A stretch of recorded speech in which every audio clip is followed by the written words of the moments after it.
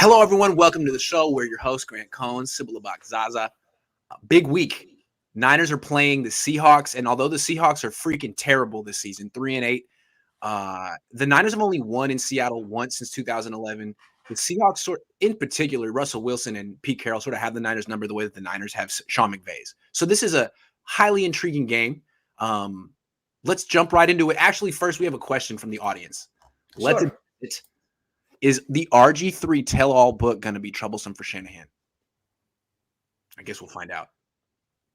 What do they mean by RG3 tell-all book? As in just the idea of mobile quarterbacks?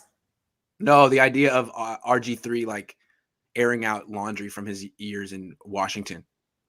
Oh, I don't think so. Shanahan, he has the kind of ego that he seems to be able to ignore things for the most part. Yeah, if Shanahan had done something bad, probably would have leaked by now. I don't think. To be honest with you, I think it would make RG3 look more like he's complaining about his glory that he never got. True, make him look bad. All right, let's talk about this game. This is going to be all about the upcoming game. Deebo Samuel's not going to play. Someone's going to have to step up. And in the wide receiver room, I'm guessing it's going to be the second-year guy, Jauan Jennings. He's a slot guy, but so he may not replace Deebo like one for one in the formations. But in terms of targets, he got a few in this last game. I think he's going to get more. He seems like he's earning Kyle Shanahan's trust. He seems like he does a lot of the stuff that, Ross Dwelley and Kendrick Bourne did for this. The contested catch guy. What do you see from Jauan Jennings, and is he worthy of an increased role in this offense? Jauan Jennings was used exactly how everyone agreed he should be used back when we drafted him. He's big, he's physical, he's a dog of a player, he has the dog mentality. He's not an athlete, but he is a football player. That's what it comes down to. He's not particularly athletic, he's not fast, but he has great hands. I think he demonstrated that in that game. Even though it was out of bounds, his ability to go up and snag that ball and reel it in and maintain control while colliding with the ground. Jauan Jennings was used exactly how they should use him, for high contact, contested situations. He's able to run routes decently well. I feel like he knows how to use his body to box out defenders. To me, he kind of lumbers his routes, but he's crisp with them. But he lumbers like a tight end. And I think that's really, he's a big body slot kind of guy. He's Right. never going to be on the perimeter unless they get some kind of weird mismatch there. But really, you want someone like him using his height, boxing people out. He's also difficult to tackle. So over the middle, he's a guy who can take a thump. I also feel he is expendable. And when I say that, he's not the guy you have to protect. We have enough options around that he's not the one we have to protect. So he can get the dirty work done. So I do think he's worthy of more targets. I think Trent Sherfield is as well. And I think with that third down conversion, he also showed that he would be a decent option with perhaps more speed and more downfield capabilities. I think Jennings is a good fit for Garoppolo in the sense that tall guy, long arms, big catch radius, specializes at making contested catches over the middle. I mean, Jimmy throws most of his passes over the middle, and when he misses, he tends to miss high. So that's a nice compliment. That was on full display in that game, especially in the first half. That was a miserable start for him. Right. That was bad, Jimmy. It definitely was. Yeah, it was bad, Jimmy, but it was good Jauan Jennings through most of that game. I like him. It seems like now that Kendrick Bourne is flourishing in New England and maybe looking like someone who was even a bargain for them, someone the Niners probably should have kept, it's given Kyle a little bit of a reason to get the replacement involved. And the replacement is Jauan Jennings. They use him pretty much the exact way they used Bourne in the past. I don't think he's as good as Bourne was, but he's different. He's bigger. And the way he runs after the catches, Bourne can't do it. He's really tough to bring down, kind of like. Yes, he is. Yeah. And there's you can't underestimate the value of a hard runner, especially when you have someone like Mitchell running the ground game now. He's a really smash mouth kind of running back. Just having that physicality at receiver, which Deebo does bring. He does bring it. Ayuk even brings that as well. He's hard to bring down. But if you have three receivers like this, and Jauan Jennings is kind of a bulldog of a receiver, I think the physicality of the 49ers offense is starting to reflect Kittle. Yeah, absolutely. It always complementary pieces. Yeah, Deebo Samuel took on the Kittle persona. Jennings too. I think it's what Kyle Shanahan wants. Absolutely. He wants people who are ferocious after the catch, and that's. I mean, I guess if you have a quarterback like Jimmy Garoppolo who doesn't throw deep, then you need as many guys who are going to fight through tackles as possible, and that's what Jennings does. So But I think with the absence of Deebo Samuel, I think they have to get more touches to Sherfield as well, because Jauan Jennings is still not going to replace all the downfield threat capabilities, and Ayuk should not have to assume that responsibility 100% of the time, or they will just blanket him. They will zone him out. But so Sybilla. To unleash Ayuk, Sherfield is the only player I see on this team being complementary to him without Samuel being out there. But Sybilla, Jimmy's not going to throw down the field. I was thinking about this today. Like, where's the explosive element going to come from in this offense without Deebo? You know, it's got to be use check. You know, when they go to those like deep throws to use check from that's kind of that's it with Jimmy Garoppolo quarterback. That's it. So for me, a deep pass on the 49ers is 15 yards. To me, I know. That really is a deep pass. When I say deep for the 49ers, that's definitely what I mean. That throw that you had to use check in the fourth quarter up the seam, that was a thing of beauty. So we're gonna that's pretty much the extent of what we're gonna see. That's why I think Jennings is gonna be important, because Jimmy ain't throwing deep. Like, Trent, just clear out. Just keep and Jauan Jennings also seems pretty disciplined in the run game as well. So he seems like he understands his assignments. He does not seem like he shies away from contact or blocking. Something he has to improve, but I feel like he has the tools.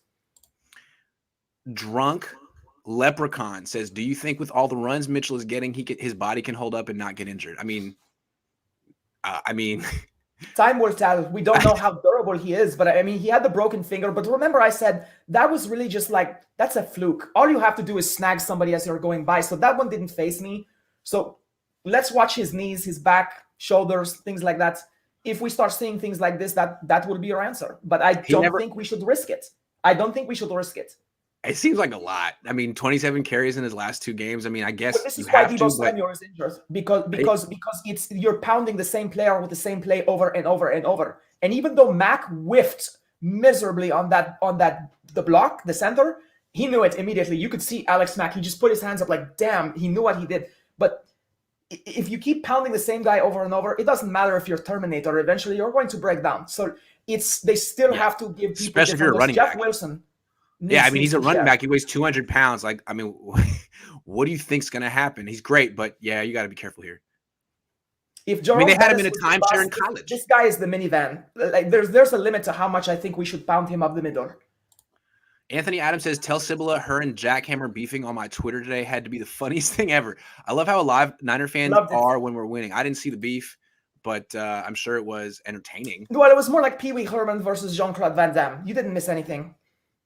Hey, I'd take Pee Wee in that fight, dude. Pee Wee has tricks. Have you seen the beginning of Pee Wee? He has that whole house where they make breakfast for him in the house. I don't know how Pee Wee did that. With Jean-Claude Van Damme's espionage capabilities, I'm taking Jean-Claude. The thing about Jean-Claude, and I do respect Jean-Claude, he does a lot of the splits constantly. A football party. He does a lot of splits, Jean-Claude Van Damme. Like, he finds a way to kick your ass while doing the splits, which I think is impressive. Jean-Claude. Anyway, next man up. The same martial arts I did as well. Oh, wow. Yeah, he actually is a martial artist. He's not like Steven Seagal. That's He's what an actual martial artist. Wait, you're just taking shots at Steven Seagal now? What's wrong with Steven Seagal? Absolutely. It's like the Netherlands versus America now. I like Steven Seagal. Okay, let's move on. He's a nice guy. That's what I hear anyway. He's a tough guy in those movies. You wouldn't want to mess with Steven Seagal. Okay, all right. So Debo's out. Fred Warner's they were second to none. I want to talk about Talanoa Hufanga mostly because his videos do so well on YouTube. Super duper well. People like Talanoa. He's a likable guy. He's a media sensation. And so last week, he was playing a lot. They were doing a lot of dime defense just to get him on the field. And that means he's playing linebacker essentially. On third down, it was him and Warner at linebacker a lot. And now Warner's out. And I think we're going to see even more of Hufanga at linebacker. Especially with Marcel Harris injured, because there goes a rotational piece for the same job. Yep. So you got Demetrius Flanagan-Foles, who was also a safety in college. And he is solid. I think we could be in worse situations right now. Not to underestimate the value of Fred Warner's physical presence as far as him being on the field, but mentally he will still be there. I guarantee you, like Deebo Samuel, he'll have a sideline presence. But I think in this game, Aziz Al-Shair and his compatriots, I think they will be just fine. I do. I just interested to see how Talanoa Hufanga gets inserted He more. needs Like to feast in this game. He needs the to Niners feast aren't in this they're game. not like committed to Demetrius Flanagan-Foles. He's just a special teams guy and a backup. But Hufanga seems to be like someone they really like, someone they want to be a starter. They keep pushing him in. I mean, they seem a lot more gung-ho with him than with Trey Lance, but that's neither here nor there. I'm curious to see if this is a better spot for him. I'm kind of skeptical that he's a starting safety in the NFL, but as a linebacker, I don't know. Could be interesting. Well, the one concern I have is if Kirk Cousins was good at game managing against the 49ers to an extent before he lined up in the wrong place. But one of the things Kirk Cousins did that exposes one of the weaknesses of Hufanga is that he's trying to become a big boy in the NFL, and he was trying to cue the eyes, and that's what they teach you as a safety, watch the eyes of the quarterback. But Aaron Rodgers and Tom Brady and Peyton Manning and all the greats, they will literally freeze you and they'll DQ. So you got on the second Adam Thielen touchdown, you got Kirk Cousins looking to the left, and he's got a clean pocket at the time, and he's looking off Hufanga, and Hufanga bites on that because he thinks he's reading the eyes. And at the last second, you can see the horns on that helmet. They turn just a little bit, and he immediately fires the ball, and Hufanga's out of position because he was reading just the quarterback rather than being aware of his surroundings. If you think Kirk Cousins is good at that, I think that Russell Wilson, his hand issues aside, I think he's better at that. And if Russell Wilson watches this tape, which you know he does, this is something that Hufanga, he's going to have to be very careful of the mobility, the trickery, and the ability to look off defenders that Russell Wilson has, because he's a master at that. That's right. So he's intriguing. He's an exciting rookie, and the Niners really like him, but he's going to be a key part of this game. And if he plays a lot, he's going to be tested. It'll be interesting to see how he holds up at a new position. If he plays a lot and he does well, we get a lot of answers, but he could easily be a hole. And I like Hufanga. I think everyone knows that. But he could easily be a hole in this game if he's not careful. He will have to play very smart football. And the thing with the Seahawks, if they're down, and they're playing horrible football lately, but even still, they're playing San Francisco at home, they're going to bring just a little bit more. They will. This is not a game to overlook. It's a must-win for the Niners. And it's also a should win. But this has trap written all over it if they're not careful. Niner fans, you know how you feel when you go into the week against the Rams. You feel confident, right? That's pretty much how the Seahawks should feel right now. Doesn't matter what their record is or what the Niners' record is. It's exactly. The Niners and the Seahawks. It's in Seattle. As a 49ers fan, I've always been concerned with the Seahawks games. They are the ones that I know, even back before this rivalry was really reignited in the Frank Gore days. They were... Look at their all-time record. I don't remember what it is offhand, but they've always been a little bit of a thorn in our side, I feel. How many times has Russell Wilson lost to the 49ers? How many times? 3? Maybe 3 times. I'm sorry, say that again? How many times has Russell Wilson lost to the 49ers? Exactly. Maybe 3 That's times. Just in his era. And he's the most dominant factor we have ever faced. Right. But yeah, they're a tough team for us. They really are. They are. I think they are inspired being up there in Washington State, playing San Francisco, the storied franchise. It's a pride match for them. Yeah, and they seem to have a good beat on Jimmy Garoppolo, too, at least the last couple of games. We'll talk about that in a minute. Rob says, hi, Grand Sybilla. Do you think that Brandon Ayuk can replace Debo's running plays while he's out? No. And the reason for that is Brandon Ayuk is tough. He's physical. He's a great route runner. He has good hands. Debo Samuel picks lanes. Yeah. Unlike any running back I think we've had on the 49ers in a long time. And he's not actually breaking contact as much as I said last week. He takes angles to avoid it altogether. Yeah, he can run you over if he needs to, but Debo he's got a ability to hit the hole and hit the lane and take off that Ayuk does not have. Debo running the ball to me looks like almost exactly like Raheem Mostert, except with an extra 15 pounds of muscle. Absolutely. And perhaps even a little bit more durability as well. Well, now one of that. Things that I love Mostert. We all know that. I mean, Debo's got his injury issues too. That's all I'm saying. He does. And I think some of it is Mostert just address things the way he's supposed to finally. I think that he's in a better place. I think he will come back.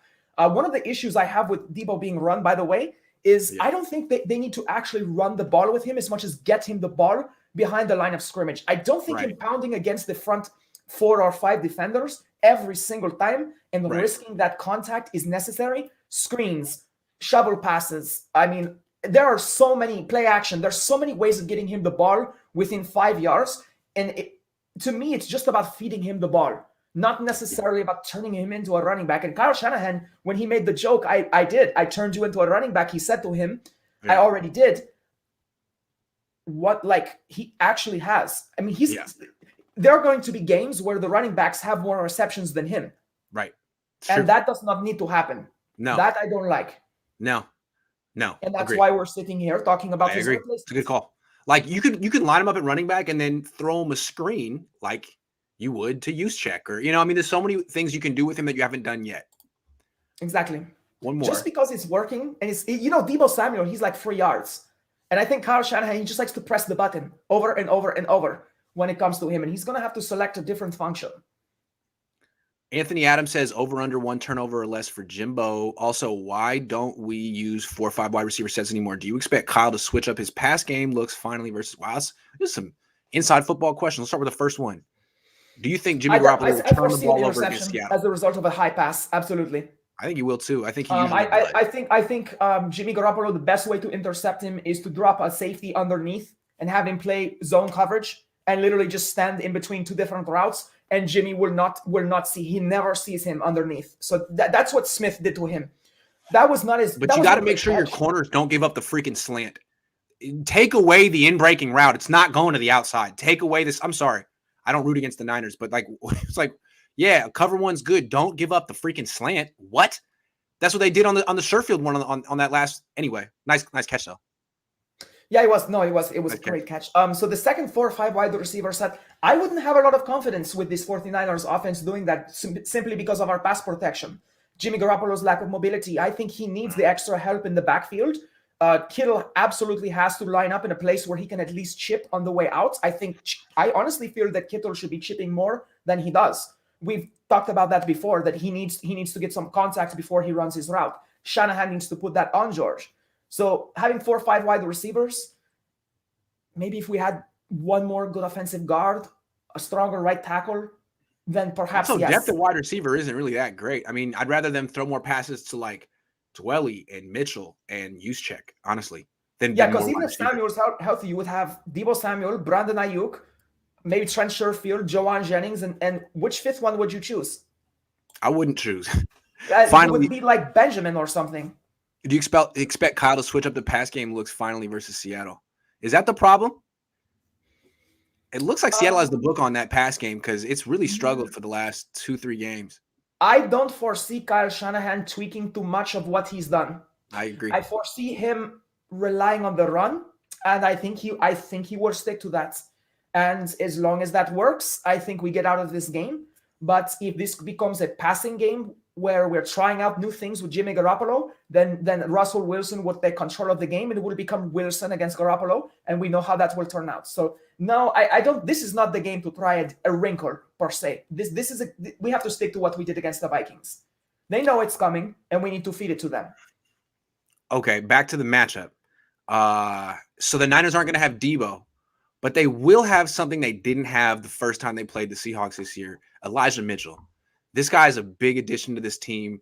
He's unlike any running back they've had in the Shanahan era in the sense of he can really carry the ball a whole lot of times, and they trust him to. He's like Eddie George or something, except he's really small.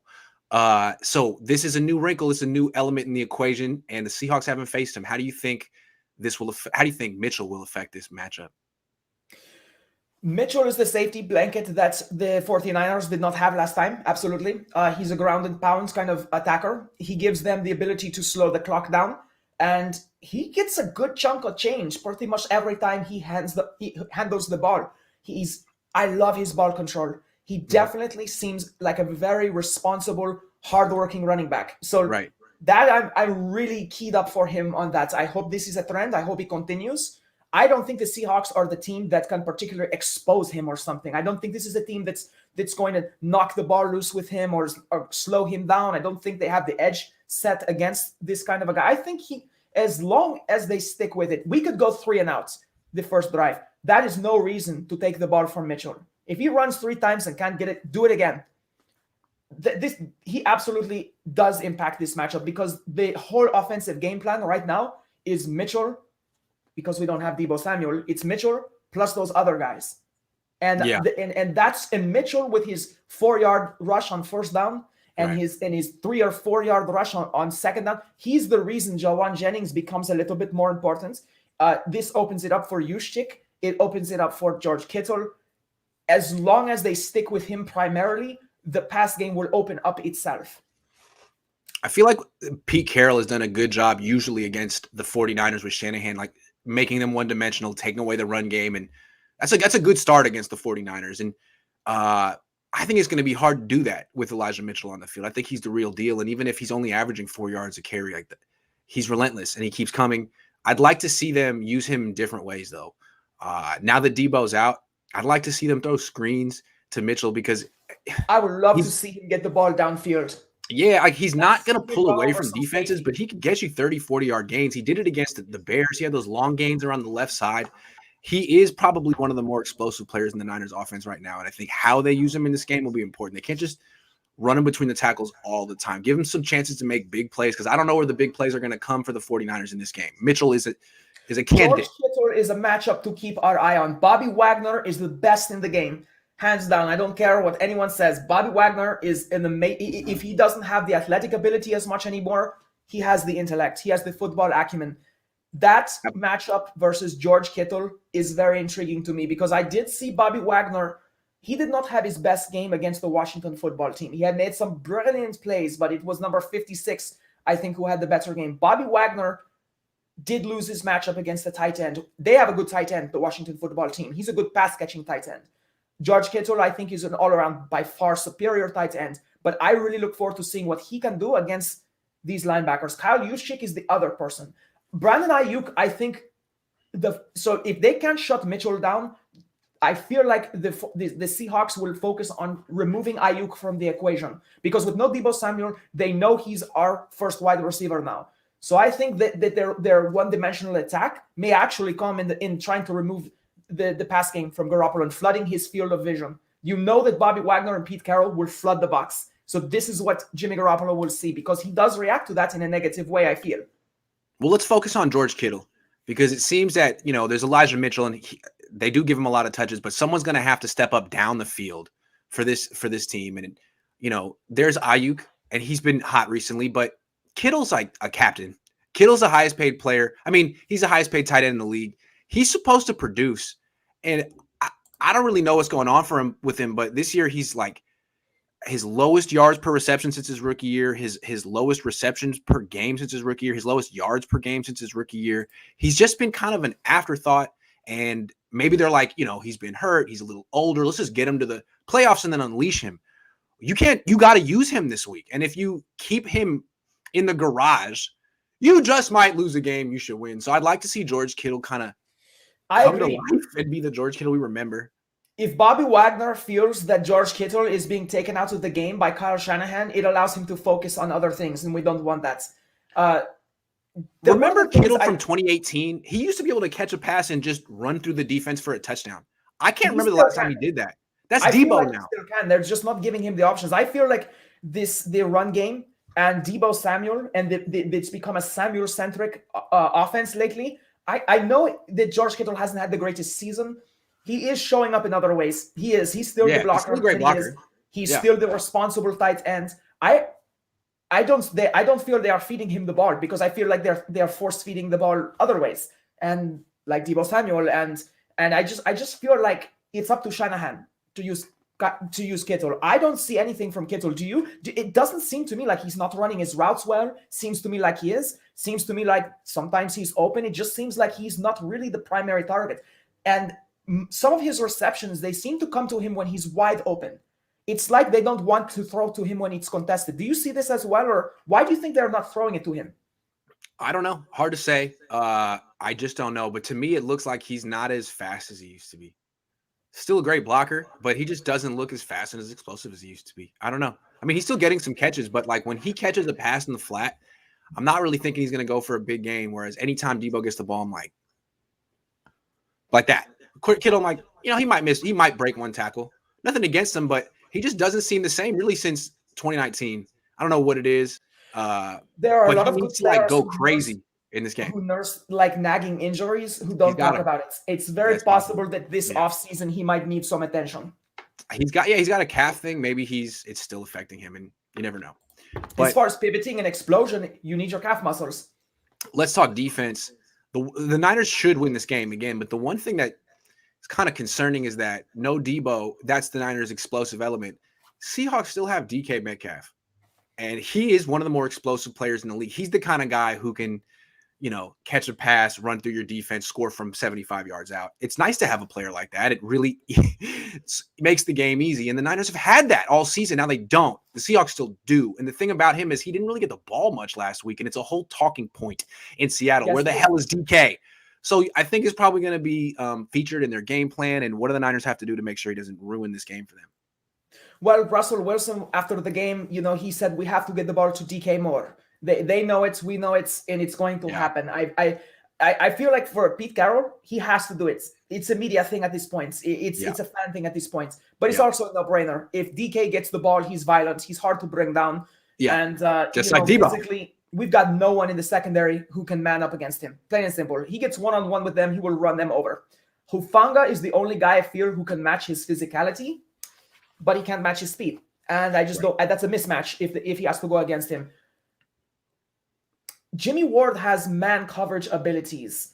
I feel like this is going to be Ward against Metcalf. That's what this will come down to. And Ward's got the attitude and he's got some man coverage abilities that he brings something back there. This is the finesse part that we were talking about, Jimmy Ward. When it comes to the physical part, forget about it. DK Metcalf will run him over and not even notice he's there.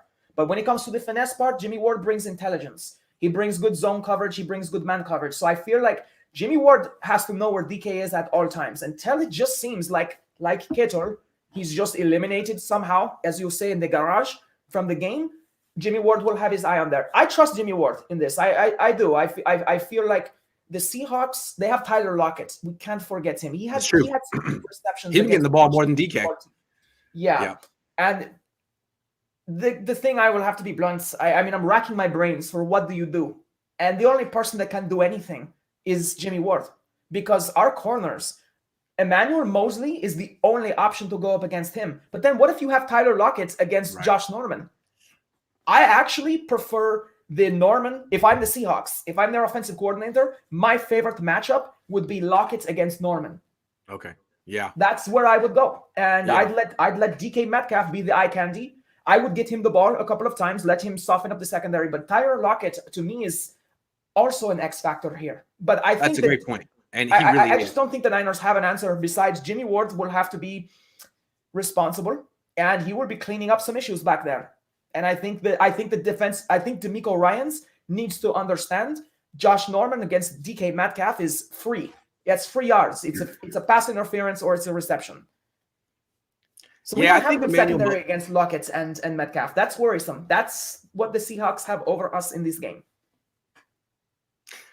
I think Emmanuel Mosley can cover DK Metcalf. I think Emmanuel Mosley's pretty good. The problem with DK is no one can tackle him.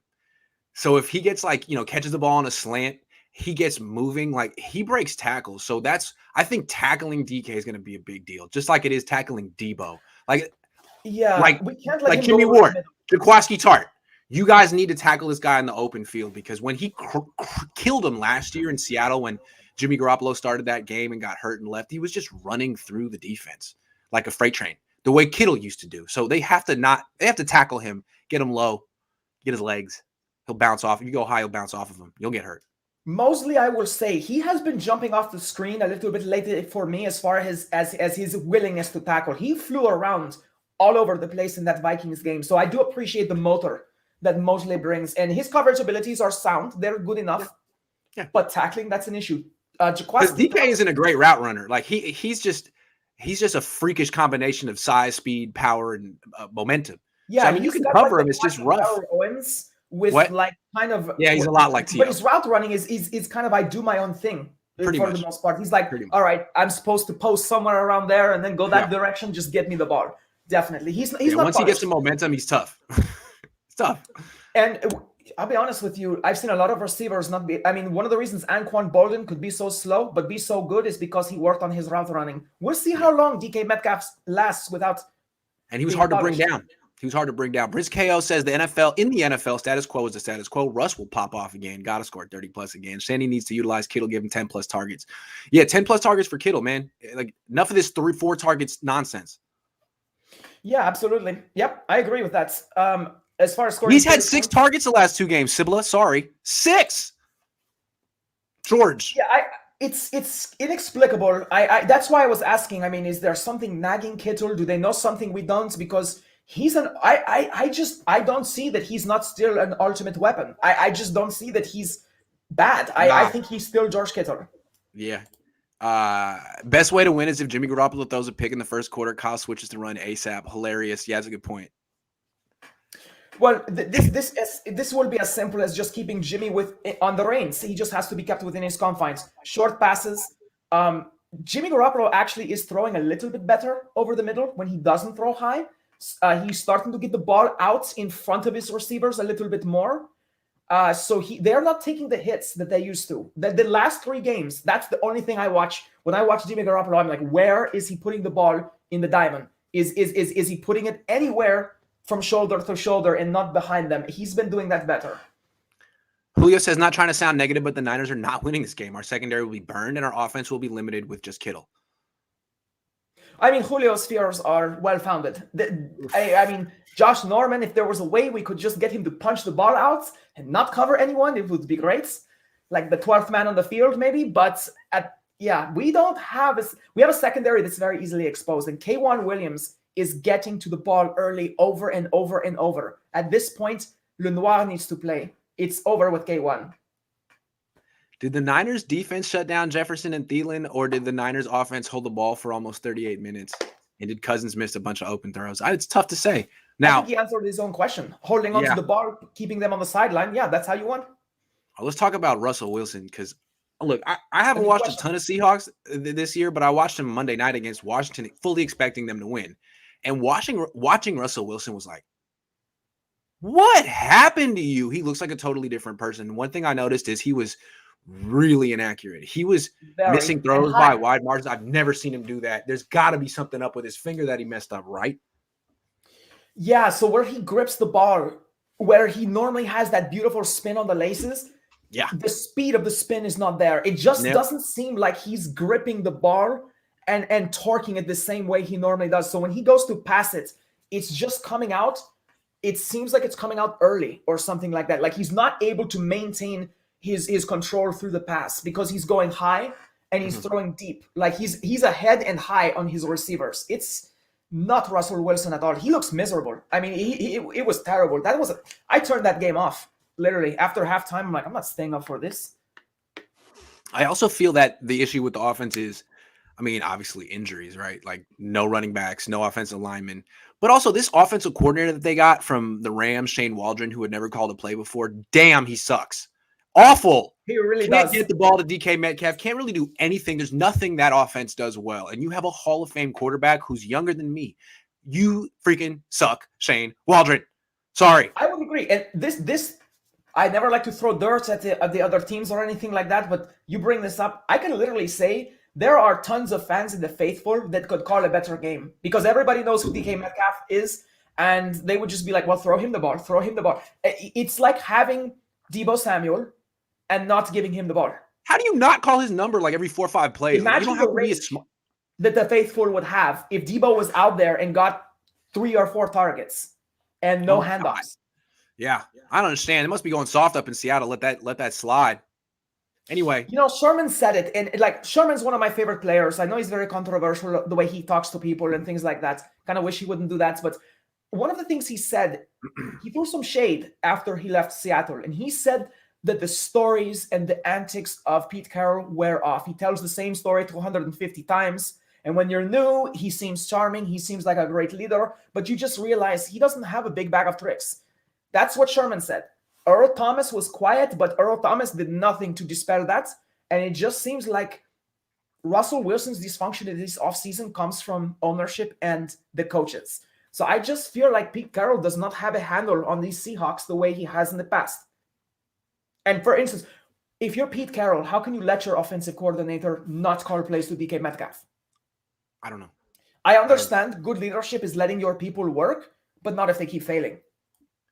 Yeah, I don't get it. Now it's possible that Russell Wilson's finger will feel magically better this week and he'll play better because I don't think he forgot how to play football. I don't think he's sandbagging it in Seattle. I think his finger's messed up and he Absolutely. rushed No, back Russell to try to Wilson's save the still going to season. be a first ballot Hall of Famer. There's nothing wrong with his abilities. There's something physically in his way.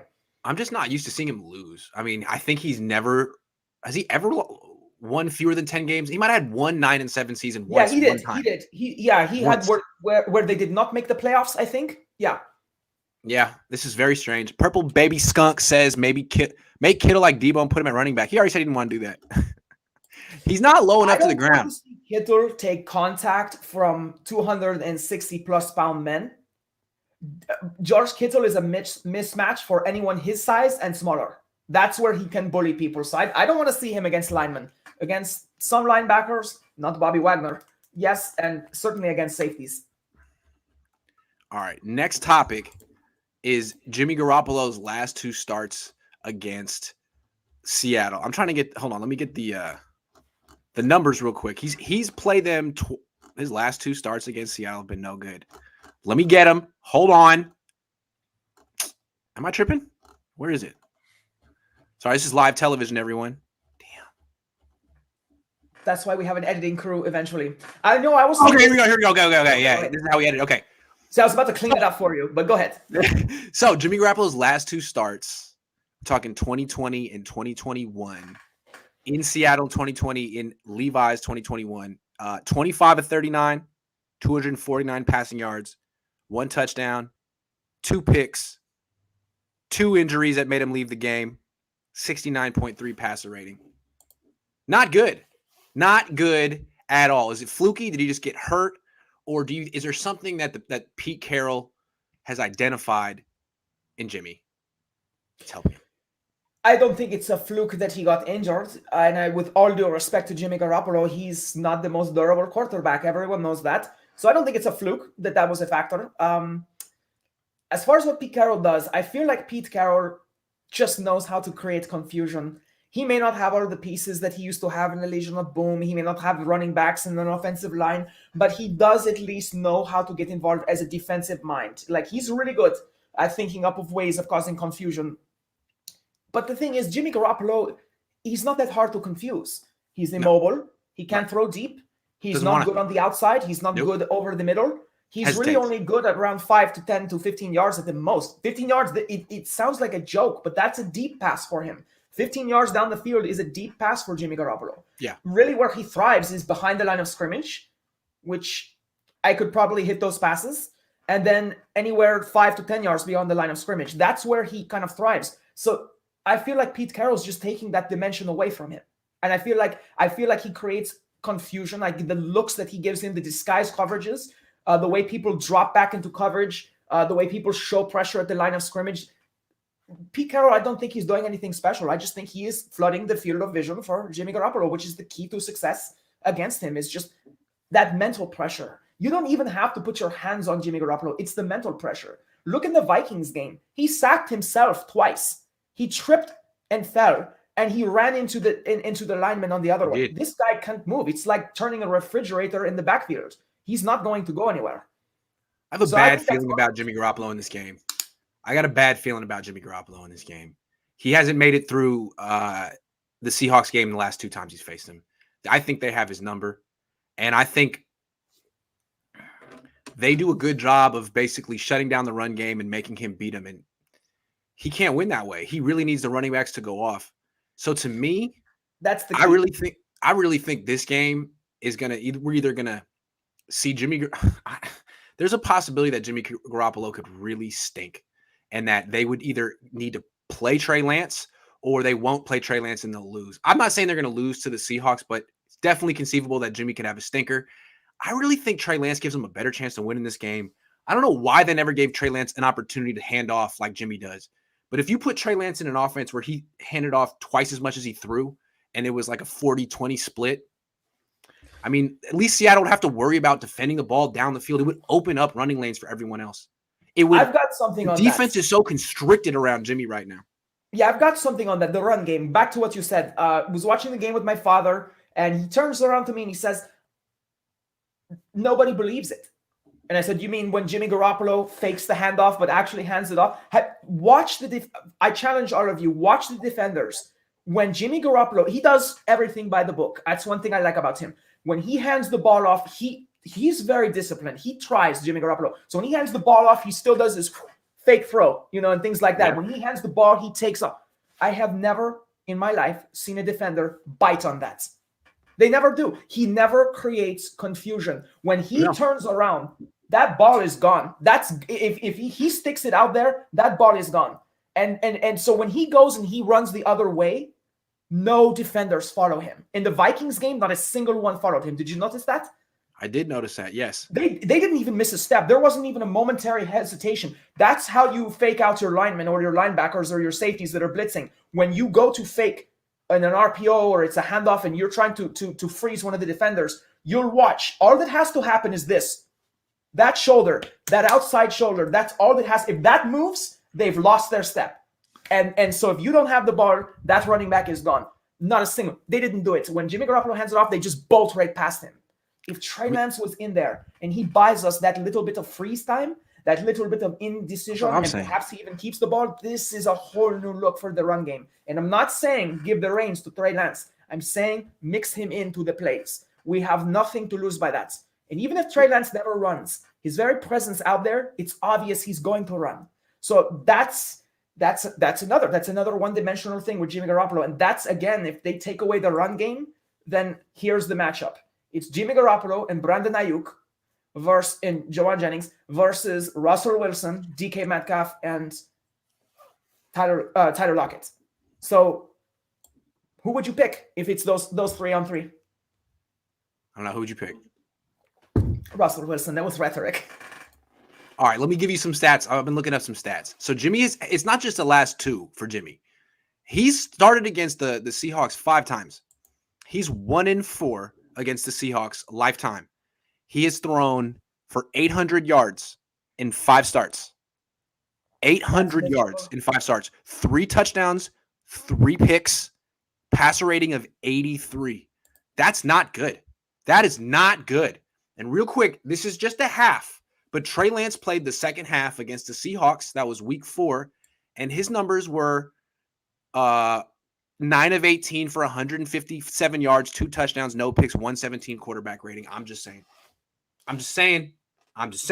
He's a totally different style of quarterback. The Seahawks are dialed into Jimmy's style. They don't play both of them, man. Play both of them. Yeah. I like that. Yeah, absolutely. 117. Did you hear what Shanahan's response was to the press when they asked him about mixing in Trey Lance? He basically bald-faced said, well, we didn't really know what we were getting or how to integrate it. And I was like, wait a minute, you just told the press that you got him and you just didn't really know how to use him? Yeah. But you're the head coach. We could do a 2-quarterback system, but then it didn't work. Right, but it was the way he said it, like, we got this and we didn't realize how it would work and we don't really know how to make it work. And, we're just trying to get some continuity going and everything. Continuity, okay, I don't buy it. That's fine. I don't buy it. But the rest Kyle always says something with some truth, but that's not the main reason. The reason they're not playing Trey Lance anymore is because they're trying to trade Jimmy Garoppolo. There are quarterback teams, I would say, on average, that would need a quarterback next year. And I was actually thinking, what about a trade back to Miami with him? Tua's playing well. No. You really think so? Uh-huh. He's winning, and he's cheap.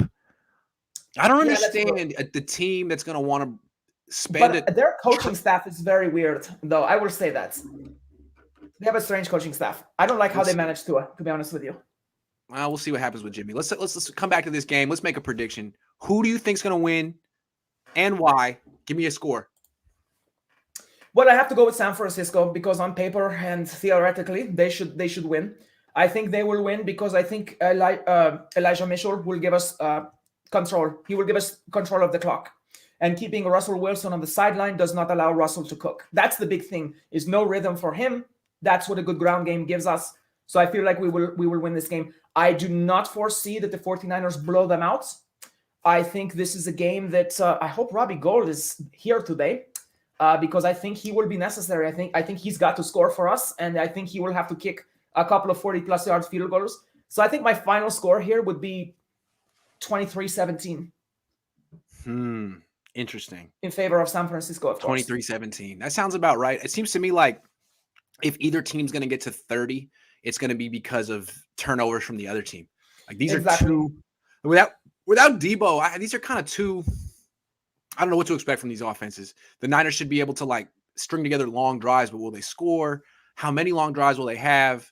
I don't know. I'm thinking a low-scoring game, maybe even lower than you. I'm thinking 20-17 Niners. 2017. That's fair.